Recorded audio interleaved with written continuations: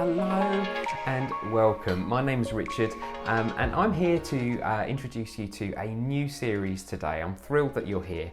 We're going to really dig into, in today's topic, around this subject of debunking brand myths. This series is called Unlocking the Potential of Brand in Your Organisation, and it's a critical series if you, like many others, have found the topic of connecting the value of branding practices to your actual organisational strategy. So we're going to look at several subjects, at the heart of which is really to clarify how your organisation can use brand, fully understanding it without any value being left on the table.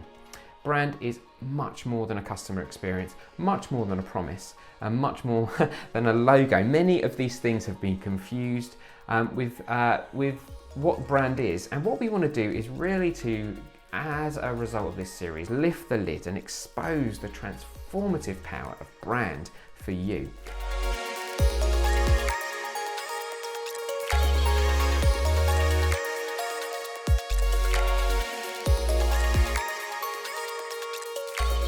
Understanding what brand is has plagued the discipline since its inception.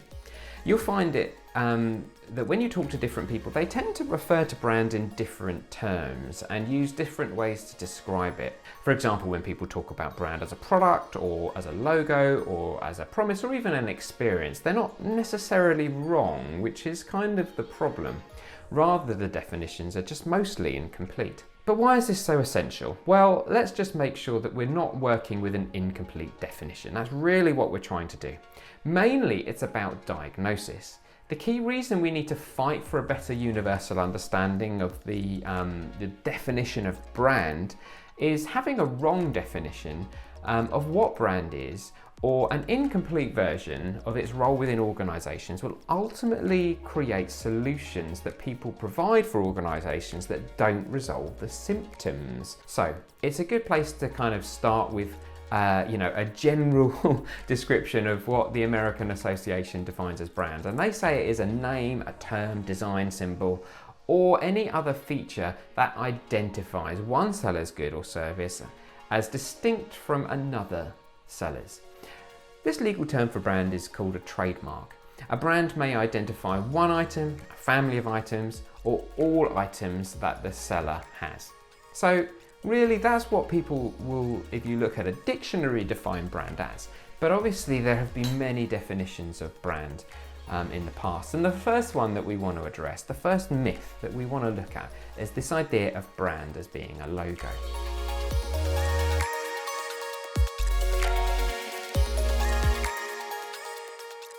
Now, this is one of the most common misconceptions of what brand is. Usually this terminology or this misconception gets used when people are going through a rebrand. They tend to think of, oh, we went through a rebrand, new logos being rebranded or what have you.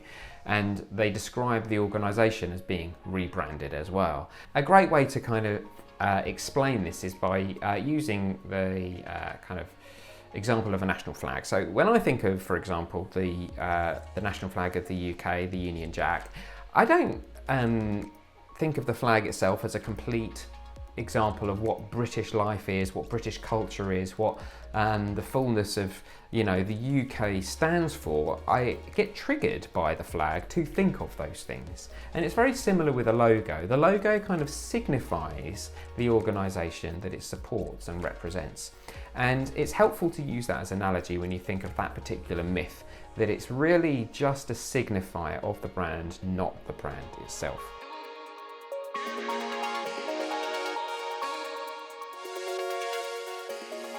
So, myth number 2, brand as your corporate identity. People also talk about corporate identity as being the brand. Now, this is a richer explanation in some regards than a logo, for example, as being a brand, but it's kind of in the same area.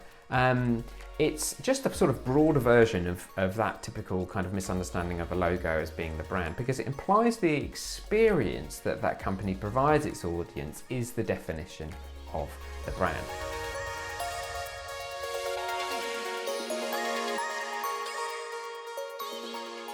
Okay, so myth number 3, brand as the sum total of the consumer experience. So again, we're kind of in the same sort of realm as before, with the sort of, the definition of brand being the sort of multiple impacts that this organisation has upon the customer, the various touch points that they connect with the brand. However, even though this is a richer version of the previous myth, which talked about the corporate identity alone, it is still kind of inadequate. And the reason being is that we're still not talking about the audience and their impression of the organisation. Rather, the focus is still on the organisation alone. Even though it's sort of right to assume that the consumer will sort of build their understanding of the organisation through various experience that organisation provides, it's not enough. There's a good quote here by Brian Ellsberg, which says, branding is the subtotal of the experiences that your customers have with your business. And so we can kind of see from that it's a kind of a misaligned idea to talk specifically just about those experiences simply because it's from the organisation to the audience.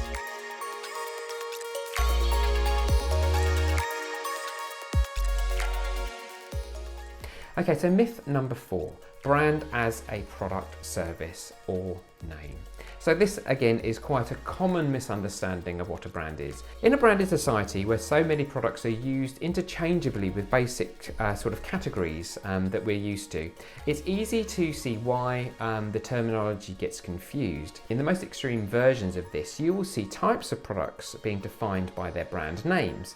Think, for example, about product names like Kleenex when you sort of want to wipe your nose or something like that, or maybe if you want to clean your apartment, you might think of Hoover, which again is a brand name for a product, which is a vacuum cleaner. It's kind of common to see various versions of this within particular categories, but you can also see why people get confused with the idea of product being brand because of this sort of phenomenon. There's a quote here called from a lady called Gina Dietrich, where she talks about branding like this. Branding to me is the identity of a product or service. It's the name, the logo, the design, or the combination of those that people use to identify and differentiate what it is they're about to buy. So again, there's elements of truth in that, but it's an incomplete description of what brand is.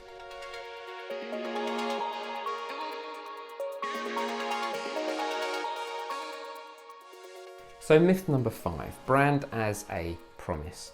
At this point, we're starting to move into definitions that focus less on physical or sensory experiences and into the kind of the room of psychological definitions or kind of, emotional definitions. So one of the more common versions of this is brand as a promise. This is where a brand is defined as a sort of promised experience or a solution that an organisation provides its customers. An organisation's ability, therefore, to sort of deliver on that particular promise becomes the definition of what brand is. Think, for example, of Volkswagen. They are known for sort of delivering excellent German reliability in their engineering, and they've sort of positioned their brand to essentially deliver on that. And that for me kind of came across when I, was first buying my car after I sort of, graduated from college. I used to drive around sort of bangers, but then I've had this one opportunity after I earned some money to get myself a decent car, and I chose to get a Volkswagen. And what I ended up kind of being really impressed by, I remember, was when I kind of got into the front door in the driver's side, and I shut the door.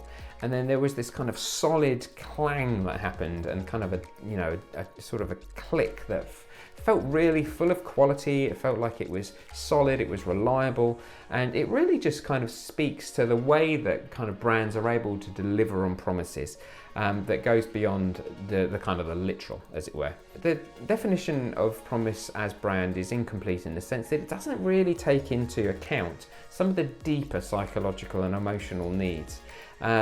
It says that we'll deliver a particular promise, we'll be true to who we are, and we'll come through for you, but it doesn't necessarily talk about the emotional impact on the audience and what that then creates in terms of perception.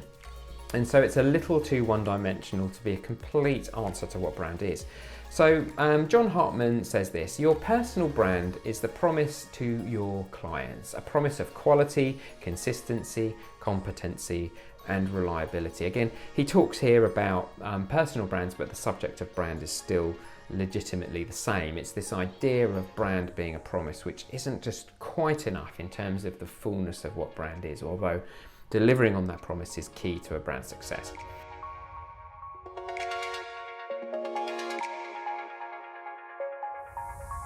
Okay, so myth number 6, brand as an idea. So what about brand as an idea? An idea is essentially kind of a construct. It's a way that people think about a certain thing. It's a kind of a way they create an understanding of the world and what needs to be done in that world.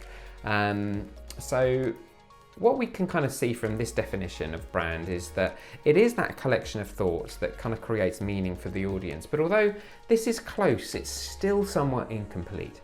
Suppose you think of the entrepreneur's journey, for example. It starts with an idea of solving a particular problem that they see in the world that connects to an audience need and potentially a market opportunity. And they build a business around that idea. We can kind of see this in a different context. So think of America as an idea, for example. This idea of a new society that's based on equality and opportunity for all. Think of electric cars, for example, as an idea. The potential of having transport that does not necessarily rely on fossil fuels. So usually the best ideas are new ways of looking at the world, and this really is where organisations start. There's this particular quote here by a chap called Al Ries, who's the author of Positioning. And he says a brand is a singular idea or concept that you own inside the mind of a prospect. And he is obviously talking about kind of meaning here and how people have a meaning that's associated with your particular brand. But again, it's such a huge part of what brand is, but it's not the full definition. There's more about the audience that's not really being represented in that statement.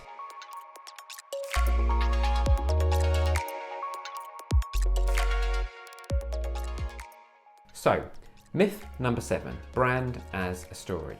So some have described what a brand is as being a story that an organisation tells its audience, and then that is kind of like where the brand is and what a brand is defined as. And in many ways, again, there's elements of this that are really true.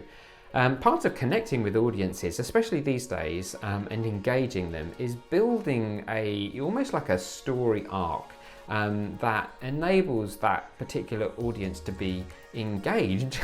It's true, psychologically and emotionally, that people are much more likely to pay attention to what you have to say if it's built through the communications and language of story. And so brands are doing this increasingly. We're seeing this through brand archetypes, for example, which is a concept whereby brands sort of, embody a particular brand personality, which then they convey, be that Jeep as the rebel, or Harley Davidson as the rebel for one, or maybe we could consider Dove as being the caregiver. There are kind of archetypical characters that you see across stories that then get represented and adopted by brands and are used in telling those stories. We'll go into this at a later date to kind of give more clarity around brand archetypes, because they're wonderful storytelling tools. But that's one reason why people are kind of, considering the idea of brand as story. So Paul Biderman says this: a brand is the essence of one's own unique story. This is true for personal branding as it is for business branding. Again, just highlighting this theme of how organisations can play a part in their readership or within their customers' own story. Again, it's so important, but it's not a complete solution.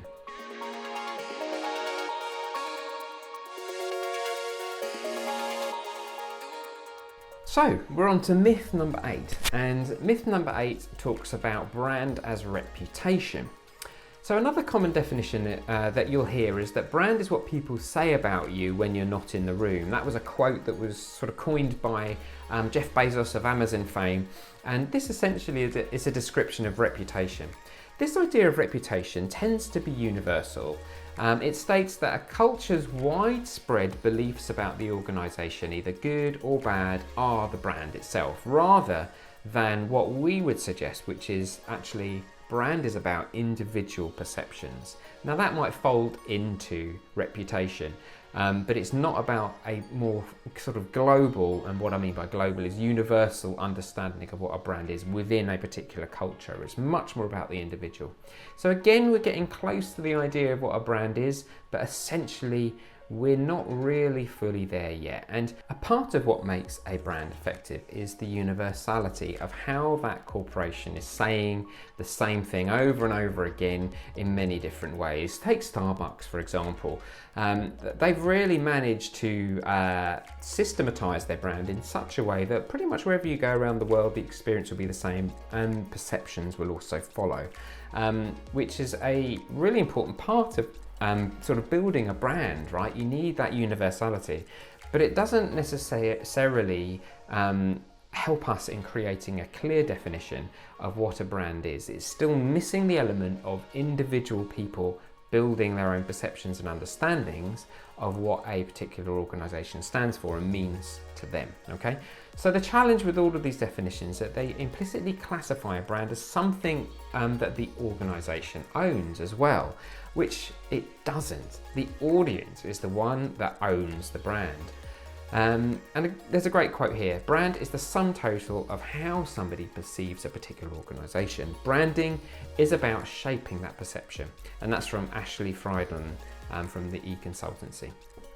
Okay, so what about you? So we've clarified that brand isn't about the organisation, it's about the customer. And it's not big scale, that's part of it, but it's also sort of, individual. How are you doing at building those sort of, perceptions with your audience in a way that's clear, that cuts through the noise and really builds preference with them?